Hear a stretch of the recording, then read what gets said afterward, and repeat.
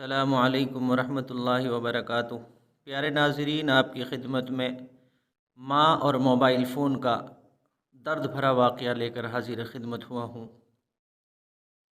ماں اور موبائل کے خلاف تو نہ تھی اور نہ آج ہے۔ بیٹا، ماں تمہیں معلوم نہیں کہ موبائل کتنا قیمتی ہے؟ ماں، تمہیں نہیں معلوم یہ موبائل کتنا قیمتی ہے؟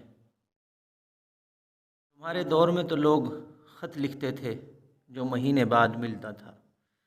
یہ ہمارا زمانہ ہے، اس لیے میرے حال پر مہربانی کرو، مجھے آئندہ اس بارے میں کچھ نہیں کہنا۔ بیٹے کی یہ بات سن کر ماں نے خاموشی اختیار کی اور کہا، ادھر آ میرے بیٹے، میرے پاس بیٹھ جا۔ اچھا بیٹا، تم نے ٹھیک ہی کہا، واقعی تمہاری اماں کو اس بجلی بھری ڈبی کے بارے میں کچھ نہیں پتہ یہ کیا ہے، اور وہ جو تم بیگ میں بڑا سا بجلی کا ٹی وی لے کر جاتے ہو اس کا بھی نہیں پتہ۔ یہ عجیب سی چیزیں ہیں، لیکن ایک سوال پوچھوں میرے بیٹے، کیا تمہیں اپنی ان پڑھ اماں کے ہاتھ کا بنا ساگ اور مکھن کھانا پسند ہے؟ جی جی اماں، بہت پسند ہے۔ اچھا، وہ جو پچھلی سردیوں میں تیرے لیے ان پڑھ ماں نے سویٹر بنایا تھا، کیا وہ پسند آیا تھا؟ ہاں ہاں اماں، لیکن یہ تو کیوں پوچھ رہی ہے؟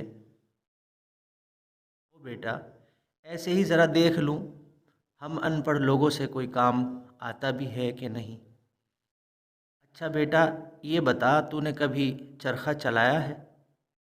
وہ سامنے جو مشین ہے جس سے دھاگا بنتی ہوں۔ نہیں اماں۔ اچھا بیٹا، جب تو باہر جاتا ہے تو لوگوں نے کبھی کہا ہے کہ تیرے کپڑے صحیح دھلے ہوئے نہیں ہیں، یا تیری اماں کو کپڑے دھونے نہیں آتے؟ نہیں اماں، لوگ بھلا ایسا کیوں کہیں گے؟ تو بہت اچھے کپڑے دھوتی ہے۔ اچھا، مطلب کہ تیرے بچپن سے لے کر اب تک تجھے اپنے ان پڑھ اماں کی وجہ سے کبھی شرمندگی نہیں اٹھانی پڑی؟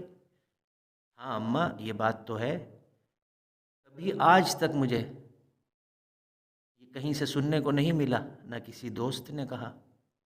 لیکن بیٹا، مجھے ہر لمحہ تیری وجہ سے شرمندگی اٹھانی پڑی ہے، لیکن میں نے ہمیشہ ایک ہی بات کہی ہے کہ وقت کے ساتھ ساتھ میرا بیٹا سیکھ جائے گا، سمجھدار ہو جائے گا۔ پتہ ہے، بچپن میں جب تو لڑ کر آتا تھا تو لوگوں کے سامنے میں اپنی گردن نیچے کر لیتی تھی۔ جب تیرے کلاس میں نمبر تھوڑے آتے، تیرے ابو مجھے بہت کچھ سناتے تھے، لیکن میں کہتی تھی سیکھ جائے گا۔ جب تو کپڑے گندے کرتا تھا میں فوراً بدل دیا کرتی تھی۔ آج بھی بیٹا میرے سے کام نہیں ہوتا، لیکن پھر بھی تجھے اچھا بنا کر بھیجتی ہوں۔ آج جب تو بڑا ہوا تو اونچا بولنے لگا، اپنی اماں کو برا بھلا کہنا شروع کر دیا، اور اپنی ماں کے سامنے تو تیور بدل کر بات کرنے لگا، اور کبھی کہتا ہے کہ ماں تجھے کچھ نہیں پتہ۔ آج جب تو نوکری کے لیے نکلتا ہے، تیرے کپڑوں کا آج بھی یہ ان پڑھ ماں ہی خیال کرتی ہے۔ اب کہتا ہے اماں تو ان پڑھ ہے۔ دوستوں میں بیٹھ کر تو اور تیرا دوست اپنے ماں باپ کو جاہل کہتے ہیں۔ بیٹا، تجھے وہ کام نہیں آتے جو مجھے آتے ہیں، اور مجھے وہ کام نہیں آتے جو تم کرتے ہو۔ ہر زمانے کی اپنی سائنس اور اپنا علم ہے۔ علم تو وہ کافی ہے جس سے پرسکون زندگی گزار سکتے ہیں، اور تیری اماں کے پاس ساگ پکانے کا، مکھن بنانے کا، سلائی کڑھائی کا علم تھا اور آج بھی ہے۔ تیری اماں کے پاس کپڑے اچھے دھونے کا علم ہے۔ جس دن میں مر گئی اس دن تجھے سمجھ آئے گی اماں کی سائنس کیا تھی۔ لیکن بیٹا علی، اگر کوئی علم تمہیں دوسروں کو جاہل کہنے اور اپنے ماں باپ کو نیچا دکھانے پر مجبور کرتا ہے، وہ کوئی علم نہیں۔ جو تمہیں دوسروں کو حقیر سمجھاتا ہے تو وہ علم نوری نہیں، وہ علم ابلیس کا علم ہے۔ بیٹا، زندگی میں تیری وجہ سے اگر کسی کو شرمندہ ہونا پڑے تو یاد رکھنا، ایسے علم سے تیری اماں کا چولہے پر کام کرنا اور جھاڑو لگانا تیرے ایسے علم سے بہتر ہے۔ علی کو تو اماں کی سائنس بہت دیر بعد سمجھ آئی جب اماں گزر گئی۔ روز روٹی، کپڑا اور پیار ہر وقت کون دیتا ہے؟ باہر جانے سے پہلے دعائیں دینے والا کوئی نہیں تھا۔ اب گھر داخل ہوتے ہی پورا دن علی پر کیا بیتتا تھا، اس کیمسٹری کو پڑھنے والا کوئی نہیں تھا۔ کہاں سے لائے ماتھا چومنے والی ماں؟ آج ہمارے ارد گرد کتنے ہی نوجوان ہیں جو ماں باپ کو ان پڑھ سمجھتے ہیں۔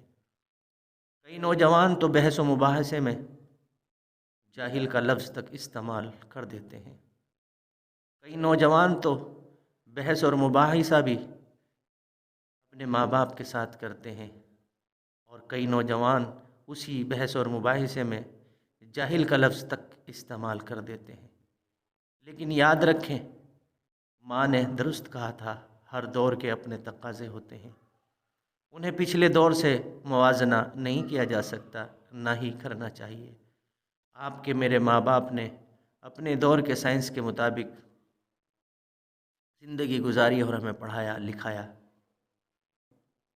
آپ کے ماں باپ نے اپنے دور کی سائنس کے مطابق زندگی گزاری اور ہمیں پڑھایا لکھایا۔ ہمیں بھی اپنے دور کی سائنس کے مطابق جینا اور اپنی اولاد کو سکھانا ہے۔ ماں موبائل کے خلاف نہ تھی اور نہ آج ہے۔ ماں اس کلموئے کے زیادہ استعمال کے خلاف ہے جس نے اس سے اس کا بیٹا چھین لیا۔ اب وہ بڑا ہو گیا، پہلے اماں کو اسکول سے آ کر اسکول کی ساری باتیں سناتا تھا، اب اس کے پاس آفس کے بعد وقت ہی نہیں ہے۔ ساری دنیا کو گروپ بنا کر تحریر پیغام بھیجتا ہے، لیکن اماں سے بات نہیں کرتا۔ اماں تو آج بھی اس کو تیار کرتی ہے، اپنی ڈیوٹی کرتی ہے، لیکن وہ جو اماں کا وقت تھا وہ اس موبائل نے کھا لیا۔ اماں کے حقوق موبائل نے کھا لیے، اس لیے اماں بعد میں روتی ہے۔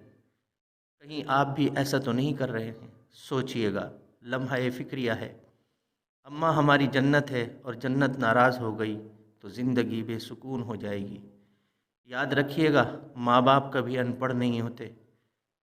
گھر میں بیٹھی بوڑھی ماں میرے کچھ بولے بنا میرا دل پڑھ لیتی تھی۔